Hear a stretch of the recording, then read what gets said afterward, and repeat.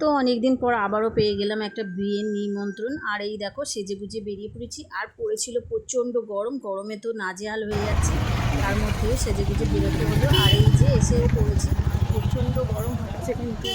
আর এই তো বাইরের বিয়ের মণ্ডপটা ঠিক এরকমভাবে সাজানো হয়েছিল। চলো ভিতরে যাওয়া যাক। তারপরেই চলে গেলাম কনের রুমে, কনেকে গিফট দিলাম আর কিছুক্ষণ সঙ্গে কাটালাম। আর তারপরেই চলে গিয়েছিলাম স্টার্টারের কাউন্টারে।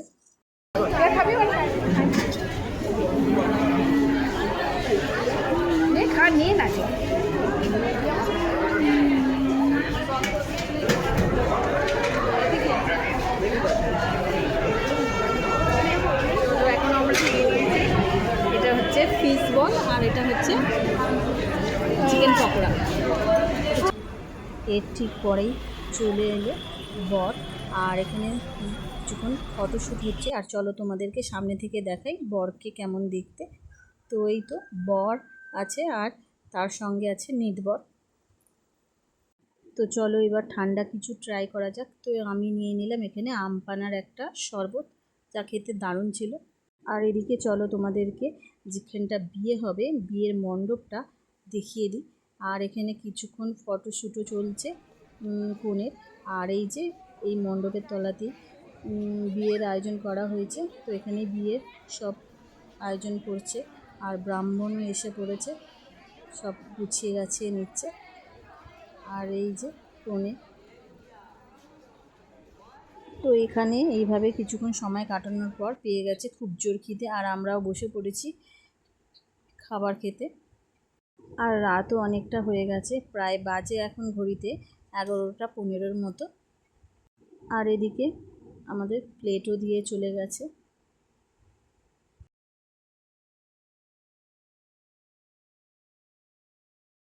আর এই তো প্রথমেই পাতে পড়ে গেল ডেভিল সস আর স্যালাড। আর চলো তোমাদেরকেও দেখাই আর আমিও একটু ট্রাই করি। তো এই তো তো এটা খেতে মোটামুটি ভালোই ছিল, খুব একটা বাজে না।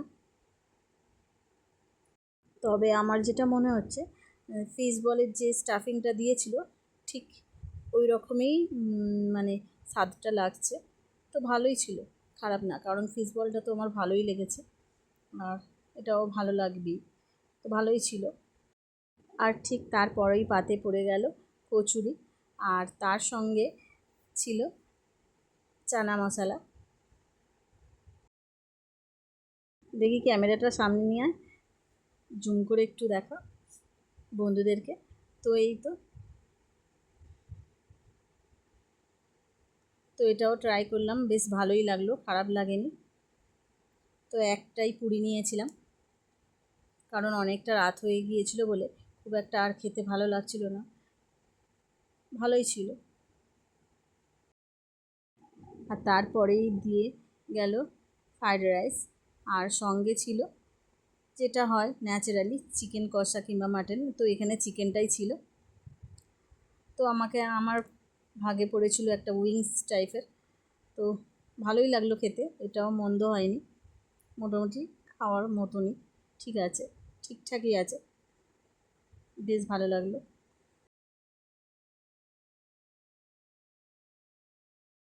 আর এরপরেই দিয়ে গেল চাটনি আর পাঁপড়। তো এটাও ভালোই ছিল। আর ঠিক তারপরেই এসে গেল সন্দেশ আর রসগোল্লা। তবে আমার রসগোল্লার থেকে সন্দেশটা খেতে বেশি ভালো লেগেছে। আর ঠিক তারপরেই চলে এসেছে এখানে আইসক্রিম আর শেষ হলো হাজমোলা দিয়ে। তো এটাই ছিল বিয়েবাড়ির একটা ছোট্ট ব্লগ। আর বিয়েবাড়ির ভিডিওটা তোমাদের কেমন লাগলো অবশ্যই কিন্তু কমেন্টে জানিও। এখনের মতো টাটা।